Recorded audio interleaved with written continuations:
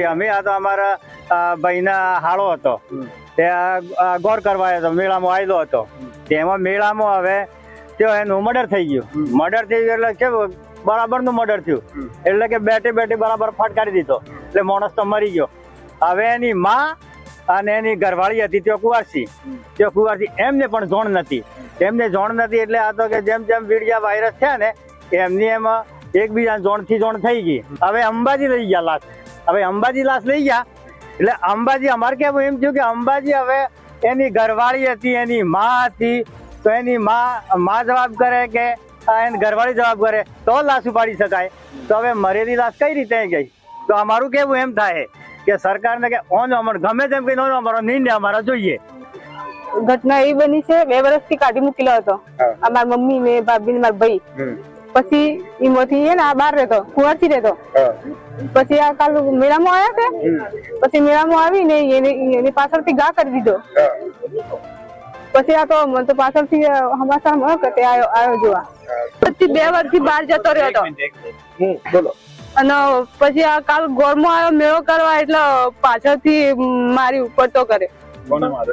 મારા કાકાએ. કયા કારણોસર મારે? જમીન માટે. કેટલા વર્ષથી જમીનનો વિવાદ ચાલતો? 2 વર્ષથી. તમારું નામ? સુનલબેન. એ જમીન માટે એમ કરીને 1 વર્ષનો બારો કાઢી મૂકેલો હતો. 1 વર્ષનો બારો હતો તેમે એનો ગોર કરવા આવા હે મારી નખા હે. છોકરો ગોરમાં આવે તે વાર મારી નખો જમીનમાં બેસમાં. કેટલા વર્ષથી તમે જમીનનો ઝઘડો હતો? ઝઘડો તો 2 વર્ષ મને કાઢી મેલી હતો. હા, મારી જમીન તો બધી વાવે. હું થયું તો પછી કાલે શું થયું હતું? કાલે મેળામાં પછી બે ભેરાથી ગા. અમે તો નતો મેળામાં તો. પછી તમે કેવી રીતે માર્યો એને? બેઠે મારો. પાછળથી આવીને બેઠે મારો. આરોપી હળાદના તોરણિયા ગામના રહેવાસી હોય.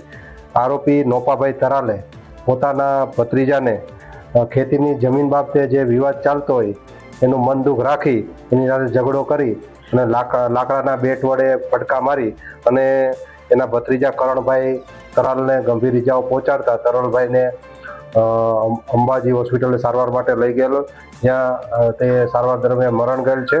અને આ બાબતે ખૂનનો ગુનો નોંધી અને હળાદ પીઆઈ તપાસ કરી રહ્યા છે.